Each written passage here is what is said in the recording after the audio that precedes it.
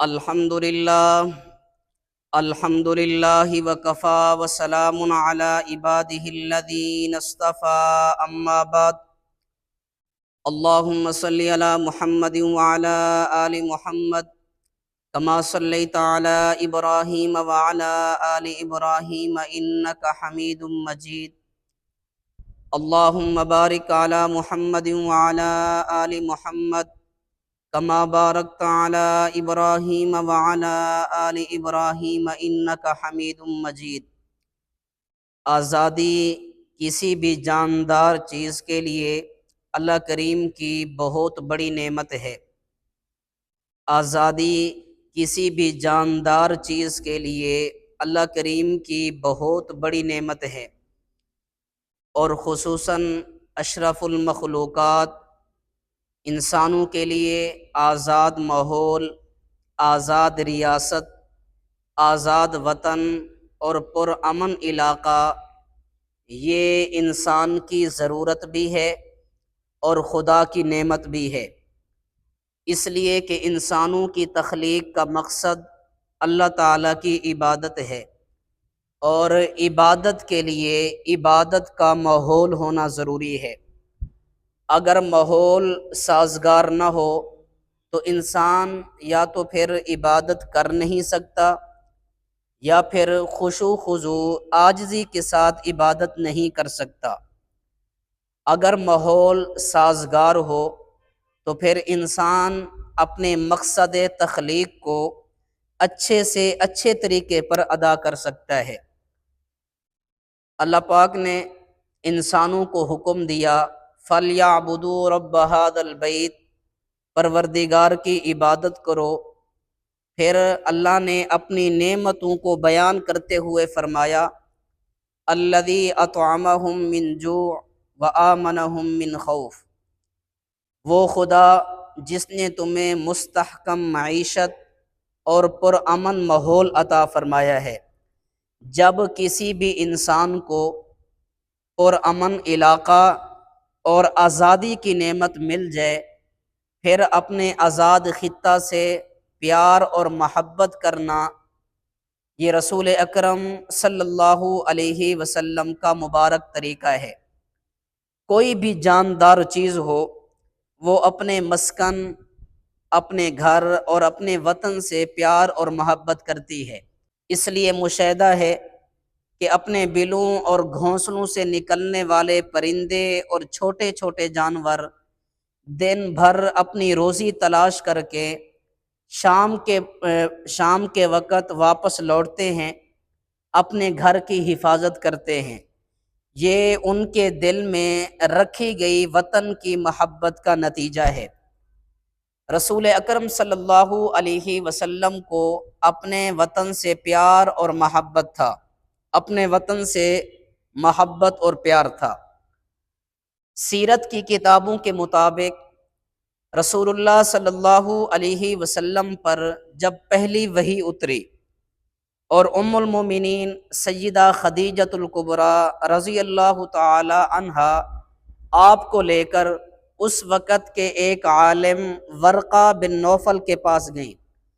ورقہ بن نوفل نے ساری تفصیل سننے کے بعد رسول انور صلی اللہ علیہ وسلم کو 3 باتیں فرمائیں کہ جب آپ اپنا یہ مشن لوگوں کے سامنے رکھیں گے، جب اپنا یہ مشن لوگوں کے سامنے بیان کریں گے، نمبر 1 لَتُكَذِّبَنَّهُ، یہ لوگ آپ کی تکذیب کریں گے،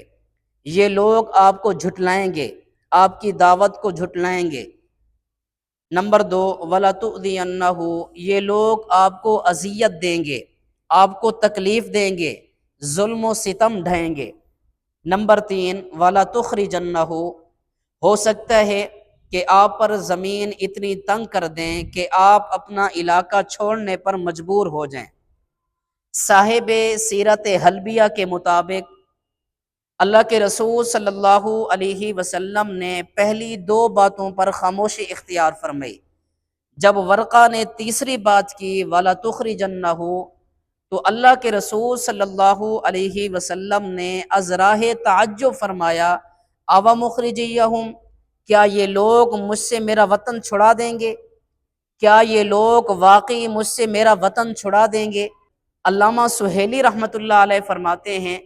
کہ اللہ کے رسول صلی اللہ علیہ وسلم کا پہلی دو باتوں پر خاموش رہنا اور تیسری پر اللہ کے نبی کا سوال کرنا، فی ھذا دلیل علی حب الوطن، یہ دلیل ہے کہ اللہ کے رسول صلی اللہ علیہ وسلم اپنے وطن سے محبت اور پیار فرماتے تھے۔ اور علامہ سہیلی رحمۃ اللہ علیہ نے جب اس واقعہ کو نقل کیا تو اس کا عنوان دیا حب الرسول صلی اللہ علیہ وسلم وطنہ، کہ اللہ کے رسول صلی اللہ علیہ وسلم اپنے وطن سے محبت فرماتے تھے۔ اللہ کے رسول صلی اللہ علیہ وسلم نے جب 13 سال کا عرصہ مکہ مکرمہ میں گزارا اور 13 سال کے بعد آپ نے ہجرت فرمائی، اور ہجرت فرماتے ہوئے اللہ کے نبی کی کیفیت اور حالت کیا تھی؟ سنن ترمذی کی روایت کے مطابق حضرت عبداللہ بن عباس رضی اللہ عنہما فرماتے ہیں کہ اللہ کے نبی صلی اللہ علیہ وسلم نے جانے سے پہلے مکہ کو دیکھا، پھر آپ نے یہ ارشاد فرمایا ما اطیبا کی من بالدتن، کہ مجھے سب سے زیادہ پاکیزہ جگہ آپ لگتے ہیں، وَأَحَبَّ کی الیہ، اور مجھے سب سے زیادہ محبت بھی بیت اللہ مکہ مکرمہ سے ہے، وَلَوْلَا أَنَّ قَوْمِي أَخْرَجُونِي مِنْكِ مَا سَكَنْتُ غَيْرَكِ، اگر یہ لوگ مجھے مجبور نہ کرتے تو میں آپ کو چھوڑ کر کسی اور جگہ پر نہ جاتا۔ اللہ کے نبی صلی اللہ علیہ وسلم کا یہ جملے فرمانا یہ دلیل ہے کہ اللہ کے رسول صلی اللہ علیہ وسلم اپنے وطن سے پیار اور محبت فرماتے تھے۔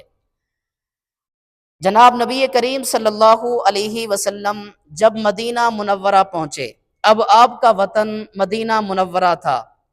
اللہ پاک نے آپ کے دل میں اس وطن کی بھی محبت رکھی۔ اللہ کے رسول صلی اللہ علیہ وسلم نے مدینہ منورہ سے بھی پیار فرمایا، اور اس محبت اور پیار کا اظہار مختلف موقعوں پر اپنے فرمان اور عمل، اپنے قول اور فعل سے فرمایا۔ چنانچہ مسند احمد کی روایت ہے، حضرت انس بن مالک فرماتے ہیں کہ اللہ کے رسول صلی اللہ علیہ وسلم جب کسی سفر پر جاتے اور واپس مدینہ منورہ کی طرف تشریف لانے لگتے،